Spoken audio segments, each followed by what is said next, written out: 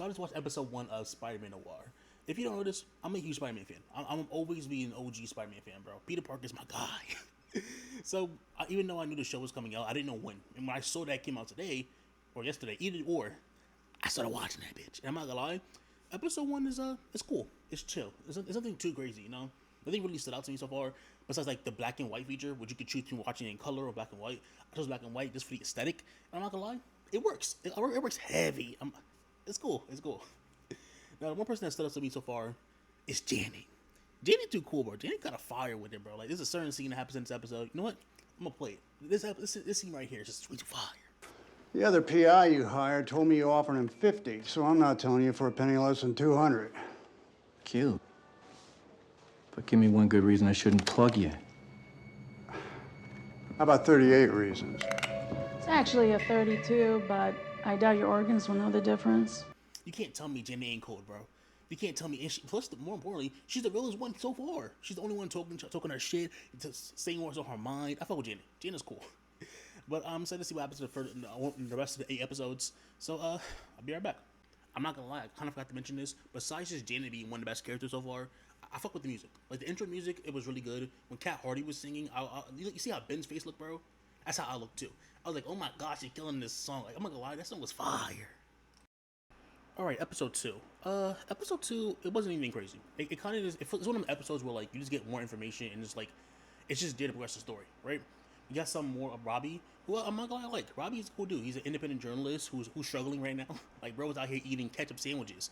It wasn't even like a proper sandwich. He folded a bread in half, bro. He down bad. Like, I've been down bad, but I've just never been down bad to the part where like I'm eating half ketchup sandwiches. Janet, who's still my favorite character, she a real one, bro. She know all the cops in the town, get information. She had a gun in her face, and she still did not snitch out, bro. She didn't snitch out Ben. Janet a real one, even though she did leave because, like, you know, she had to leave. Her life was on the line this time, but she's still a real one. But yeah, this episode wasn't too eventful. It was just an episode where, like, it's just story. It's just story right now. That's what the series so far is looking like. It's just story. It's not gonna be a lot of action. It's gonna be straight story, which I don't mind. Episode 3.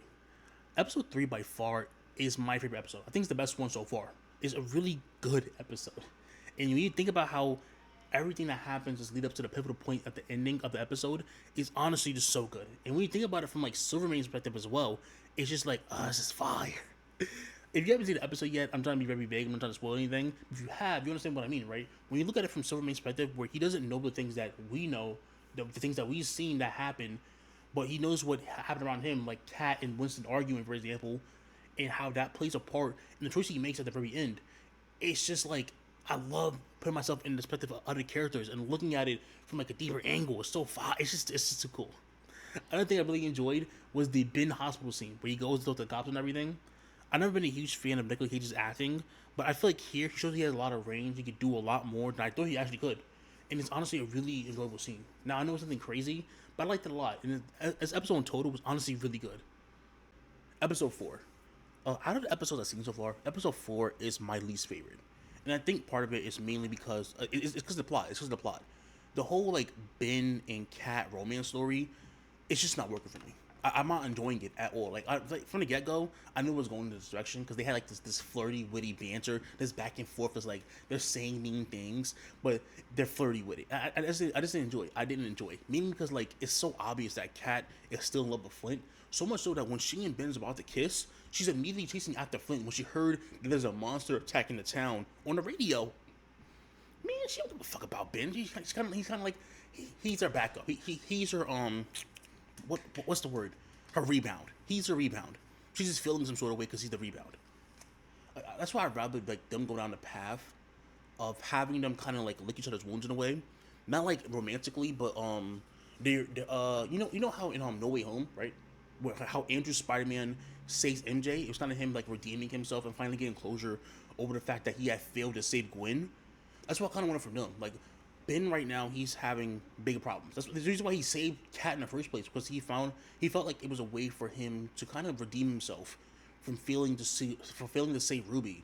And I think for Kat, her having someone in her life that Silvermane kind of can't just take out is really good for her, because that's her problem with romance, that Silvermane's kind of always just been in the way, kind of just blocking her life, her freedom, and Ben's kind of that freedom in a way.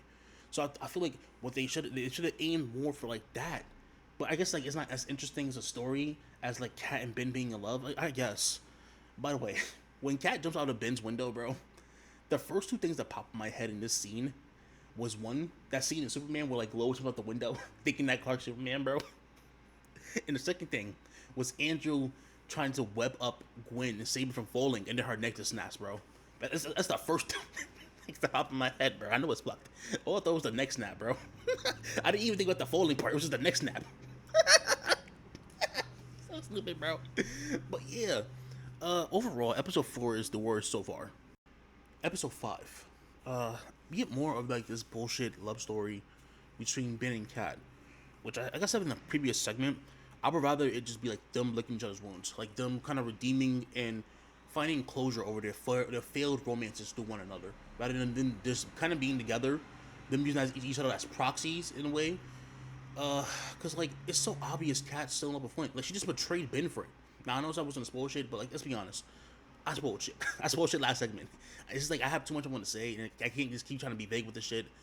It's just, bro. It's so annoying how weak this love storyline. I'm like, bro, it's ass. Why was this a thing? It doesn't even work. It's not even good romance, man. Now, one thing that doesn't bother me, and I actually do like, is the fact that all Spider Noir's enemies are mobsters, like Megawatt mobster, Tombstone mobster, Sandman mobster. Like when you think about regular Peter Parker's enemies, they're either brutes or they're like scientists slash engineers. Like they're mainly the scientists, bro. Reptile, Electro, Roacher, Shocker, all just like engineers slash scientists. Doc Ock, Green Goblin, all engineers slash scientists, right? But in this world, because it looks like in the 1920s and 30s, where mobsters were kind of like a big thing at the time, they're all mobsters, and I fuck with it heavy. It's kind of cool. It's kind of cool in a weird way. But yeah, on to the next. Episode 6. I think this is another okay episode in my opinion. I do think it's a lot better than episode 5. I think it has a pretty interesting story as well, where Ben gets kidnapped because he's kind of like the perfect mutant in a sense. Like compared to like Tombstone and Sandman, whose mutations not only alter their physical appearances, but they're dying because of them, Ben has none of those problems. He has all the pros of being a mutant without any of the repercussions of being one. So he gets kidnapped in order to create an antidote from his body in order to save this guy right here. His name's Augie. He's pretty cool. One of my favorite parts of this episode is we get to see Ben's traumas. He gets drugged up and he starts hallucinating a lot of his problems. Like the general who experimented on him after he got bit, Ruby, who he feels like he kind of killed in a way.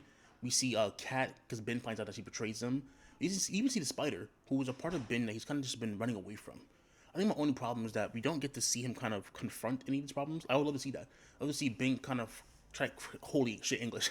I would love to see Ben kind of like try and find closure with a lot of his issues in this episode. Maybe it happen in the next episode, but I would love to see that more in this episode. But overall, I think this is a pretty okay episode. I think it's solid. Moving on. Episode 7. After episode 6, which was just an okay episode, and episodes 4 and 5, which were just mid as shit, episode 7 is a blessing. This episode was so good, bro. It's so fun. It was funny. It was drama filled. It was action filled. The story was pushing, was progressing amazingly. There's even fight scenes. They were ass, but you know, they're fight scenes. It's at least something. This episode was honestly really good. I enjoyed this one a lot. Like, I'm not gonna lie, bro. How it ends is nothing crazy. It's like with Superman in the mirror, both looking for Ben, because Ben has the connection with the Spider who just cured Tombstone, and which is like a curse for Superman, but a blessing to the mirror. I would love to see how they're gonna move with that, bro, because I feel like it's gonna be very chaotic this next episode, bro. I'm excited. I'm excited right now. Let's get right into it. This was an utter disappointment. Why was this episode 8 so ass? What are we doing here? The writers that wrote this episode, we get fired. This shit was dookie. The people that choreographed that last fight, we get fired too. That shit was ass. Bro, it was such a waste of an episode. Oh my, bro, I was so excited just for it to be garbage. This is not good. If you made it this far, thank you for watching. I'm gonna make a separate video, just getting my final thoughts on the show itself, because I wanted to dive deeper in a lot of characters, things I liked, things I didn't like, and stuff like that. Comment down below what you thought of the show. I'd love to hear your thoughts on it. Maybe varies from mine. If you haven't seen the show yet, you should watch it. Definitely watch it in black and white. It just adds a different aesthetic and tone to this whole series. But yeah,